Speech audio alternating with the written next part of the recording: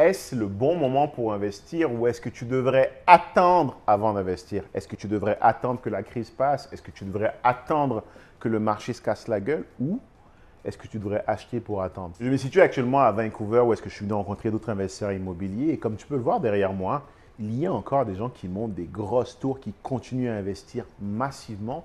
Et pourquoi? Parce qu'on est actuellement au Canada dans une phase extrêmement intéressante pour la construction de bâtiments neufs, pour la fourniture de logements, parce qu'on est à une croisée, ce que j'appelle un perfect storm. On a un gros manque de logements. D'après la SCHL, qui est la Société canadienne d'hypothèque et du logement, on a un déficit de 3,5 millions de logements à l'échelle du pays.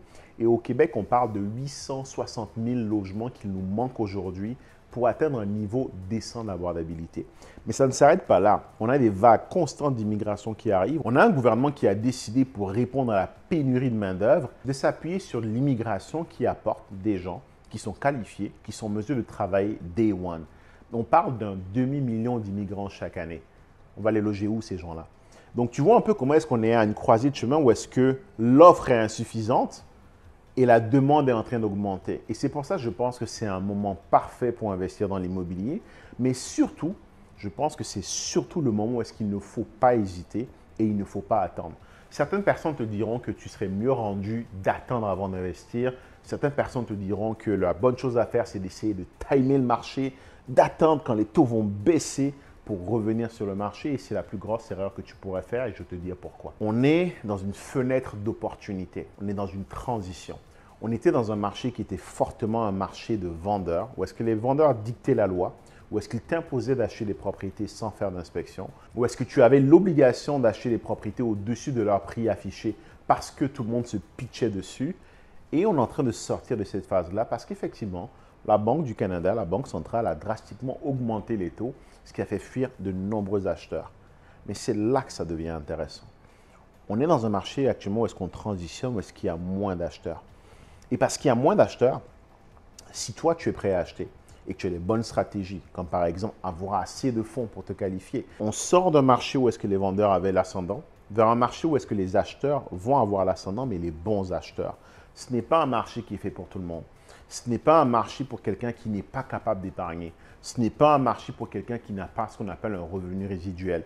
Si tu aujourd'hui, tu es dans un métier qui est bien payé, que tu sois ingénieur, que tu sois dans le domaine de la santé, que tu sois dans le domaine de l'informatique et que tu as accès à un bon revenu, tu as des stratégies qui vont te permettre d'aller chercher des fonds que tu vas pouvoir utiliser pour matraquer le marché et acheter massivement. Et je vais te dire pourquoi c'est le meilleur moment pour le faire. Parce qu'aujourd'hui, tu peux négocier les prix à la baisse. Un client à moi a acheté un triplex qui était affiché à 630 000. On l'a négocié en dessous de 600 000. Et pourquoi? Parce que le vendeur n'avait pas beaucoup de choix. Et pourquoi? Parce que mon client était qualifié, avait la mise de fonds et avait le financement et avait la préapprobation. Et on est arrivé face au vendeur en étant en conquérant et non en conquis. Quand tu es en mesure de bien te préparer, tu arrives dans un marché où tu n'as plus de compétition. Tu arrives dans un marché où est-ce que le vendeur est un peu à ta merci parce que tu es le seul à pouvoir, pas à vouloir, mais à pouvoir acheter le bien.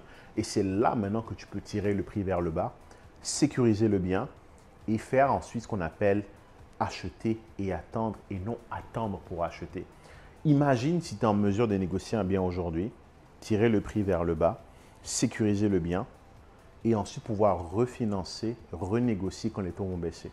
Si les chiffres fonctionnent déjà aujourd'hui, quand tu es à 6%, quand on te qualifie à 7%, imagine ce que ça va être quand les taux vont baisser à 4%. Ça va être un buffet. J'ai ma tante, quand je suis arrivé au Canada, qui me disait souvent, Uriel, le meilleur moment pour acheter un manteau d'hiver, ce n'est pas en hiver, c'est en été. Pourquoi? Parce que c'est les soldes. Les vendeurs veulent s'en débarrasser, les magasins veulent faire de l'espace. Et c'est là que tu peux arriver en disant, vous savez quoi? Je vais l'acheter à moins 20%. Je vais l'acheter à moins 30%. Parce que je suis seul à vouloir le faire. Pas parce que je suis stupide, mais parce que j'ai compris, comme le disait Warren Buffett, qu'il faut être en mesure d'être avide quand tout le monde est craintif et craintif quand tout le monde est avide. C'est quand personne ne veut avancer que tu accélères. C'est quand tout le monde recule que tu avances. Et c'est là que tu peux aller dénicher des opportunités. Donc, est-ce que tu devrais attendre pour acheter ou acheter pour attendre? Je pense personnellement que tu devrais acheter et attendre. Et encore mieux, je te dirais, tu devrais acheter, attendre et acheter et constamment continuer à accumuler des biens. Parce que le jour où les taux vont baisser, on s'entend qu'ils vont forcément baisser dans les 2 prochaines années, ça va être le buffet pour toi. Par contre, ceux qui ont regardé le marché en se disant qu'ils allaient attendre, quand les taux vont baisser, il va être trop tard. Parce que là, maintenant, tout le monde va se ruer et revenir sur le marché. Ça va être la bagarre et on va repartir sur des surenchères. Et ils n'auront que leurs yeux pour pleurer et regarder passer le marché en se disant, si j'avais su, j'aurais pu, j'aurais dû, il sera trop tard. Et toi, tu auras acheté.